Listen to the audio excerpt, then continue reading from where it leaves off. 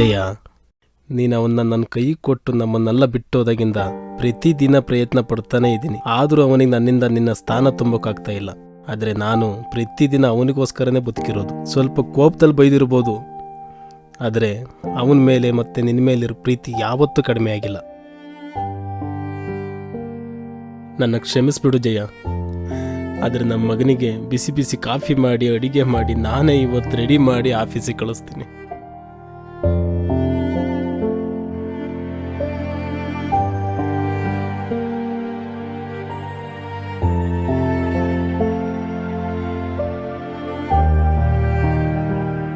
ಗಿರಿ, ಗಿರಿ,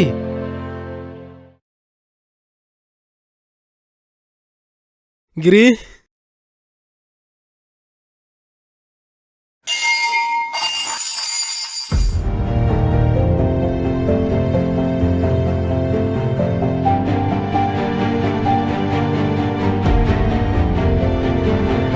ಗಿರಿ,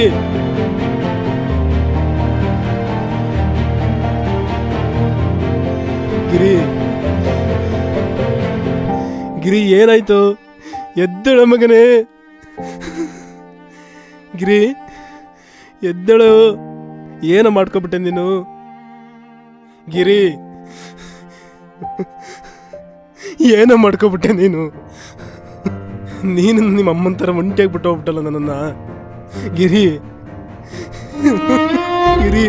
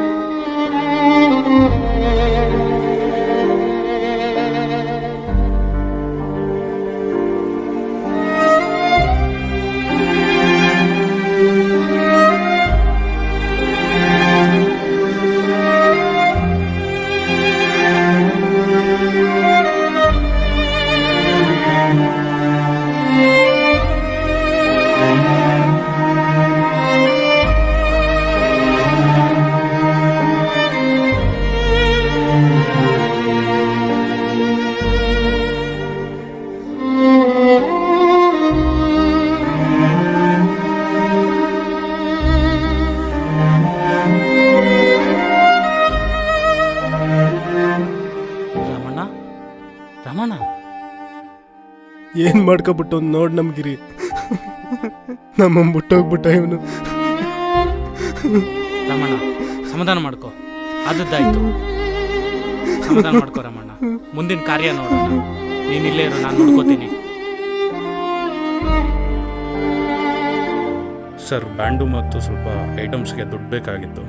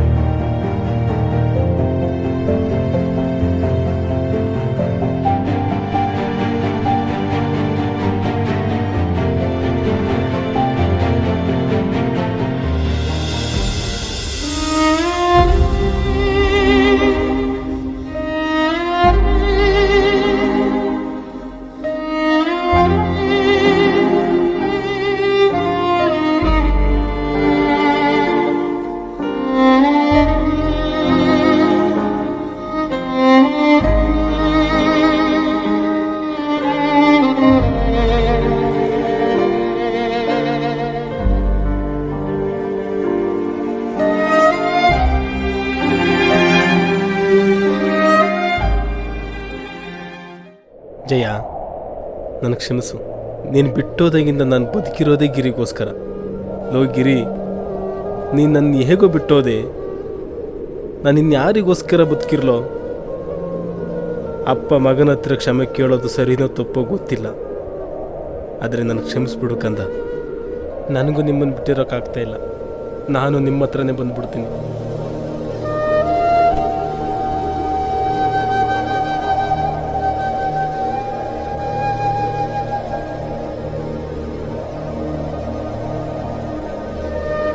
ನನಗೆ ಸಾಯೋಕ್ಕೂ ಧೈರ್ಯ ಬರ್ತಾ ಇಲ್ಲ. ಆದರೆ ಸಾಯೋರು ಅದು ಹೇಗೆ ಧೈರ್ಯ ತಗೋತಾರೆ? ತಮ್ಮನ್ನು ಪ್ರೀತಿಸೋರಿಂದ ಅದು ಹೇಗೆ ದೂರ ಹಾಕ್ತಾರೆ? ಆ ದೇವರು ನನ್ನ ಮಗನ ಉಳಿಸ್ಕೊಳಕ್ಕೆ ನನಗೊಂದು ಚಾನ್ಸು ಕೊಡಲಿಲ್ಲ.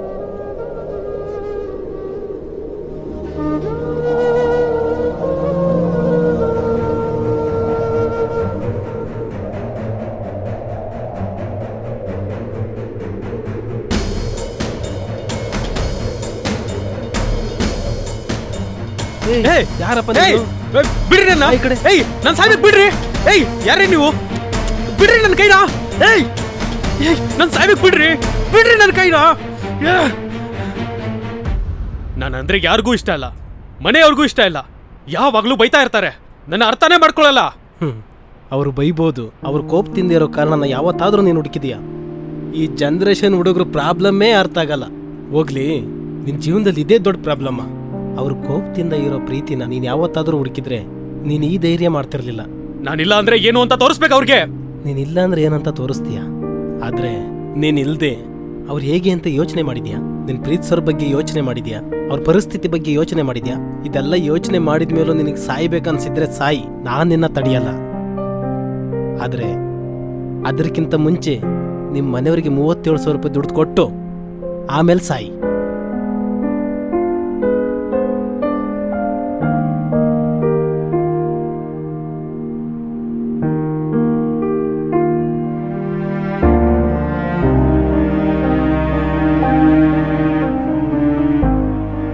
ಹಲೋ ಅಪ್ಪ.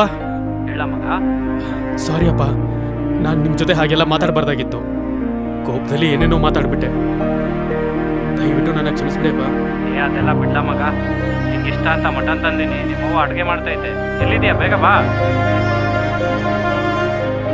ಸರಿ ಅಪ್ಪ. ನಾನೆಷ್ಟು ದೊಡ್ಡ ತಪ್ಪು ಮಾಡಿಬಿಡ್ತಾ ಇದ್ದೆ. ನನ್ನ ಇಷ್ಟು ಪ್ರೀತಿಸೋರ್ನ ಬಿಟ್ಟು ಹೋಗೋದು ತಪ್ಪಲ್ವಾ? ಪ್ರತಿಕೋಪದ ಹಿಂದೆ ಇರುವ ಪ್ರೀತಿ ಮತ್ತು ಕಾಳಜಿಯನ್ನು ಹುಡುಕುವ ಒಂದು ಸಣ್ಣ ಪ್ರಯತ್ನ. ಮನಸ್ತಾಪಗಳು ಸಹಜ, ಆದರೆ ಅದಕ್ಕೆ ಸಾವಿಯ ಅಂತ್ಯವಲ್ಲ. ನಮ್ಮವರ ಪ್ರೀತಿ ಯಾವತ್ತೂ ಶಾಶ್ವತ.